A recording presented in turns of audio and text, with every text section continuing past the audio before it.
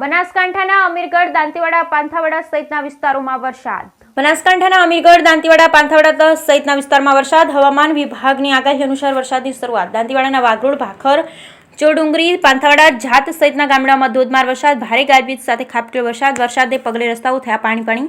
ઉકળાટ બાદ વરસાદ થતા ઠંડક પ્રસરી. વરસાદને લઈ ધરતીપુત્રોમાં ખુશીની લહેર. બ્યુરો રિપોર્ટ પર ઠક્કર, ડીસા, બનાસકાંઠા.